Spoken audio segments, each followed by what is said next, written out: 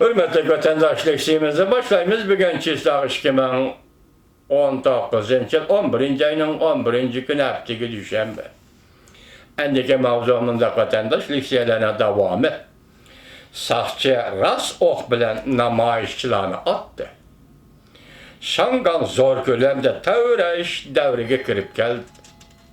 Mavzulu haber 11. ayının 11. günü Amerika vazının Xitay til programımız ilan kılındı. Haber bundan başladı. Şangan, Washington. Şanganlı sakçı 11. ayının 11. günü bir nefer namayişçiye qarıtıp bir pay, iki pay ok atqandan keyin Şanganın ciddi vaziyeti texmi ciddi keskinleşti. Şangan bütün şehir nayet zor tevreş devrige kirip geldi. Bir nefer sakçı haftanın birinci günü Şivanxı rayonunda 3 pay ok attı. Bir pay ok bir nefer namayişçiye yerge yıkıldı. O söz bulup kaldı. Bu işten keyin zor bir türküm namayişçiler tor betleri arkalık bütün Şangan şehir ahalisiga iş taşlaş, okuş taşlaş, bazar taşlaş doğrusunu çakırık ilan kıldı. Şangan şehrinin her kaysi joylarida barrikadılar kuruldu. Namayişçiler, sakçılar bilen qattiq ilişdi. New York Vaqt gazeti haber kılıp mundaq ko'rsatdi.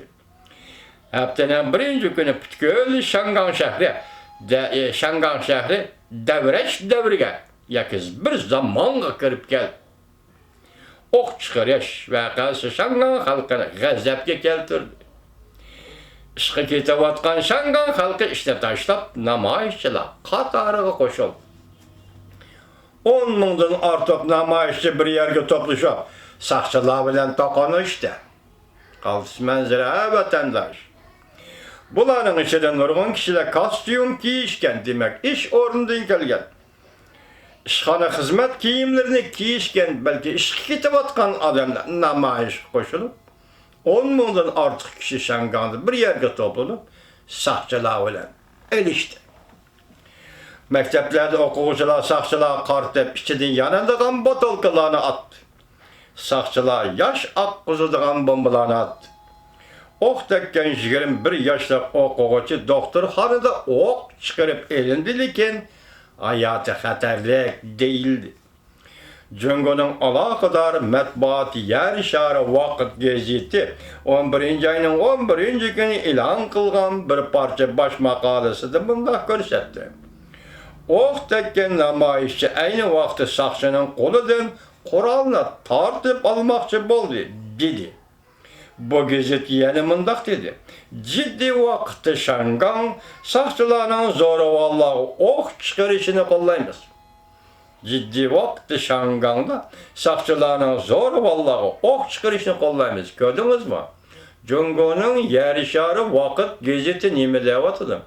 Ciddi vaqtda Şangan'da saqchilarning namoyishchilarga ok chiqarishini qo'llaymiz. Zo'ravonlar qarshi turg'uchini paydo qildi. Zo'ravonlar o'ziga qarshi turg'uchilarni paydo qildi. Bularning ISIS, ya'ni islomiy zo'ravonlardan hech qanday farqi yo'q.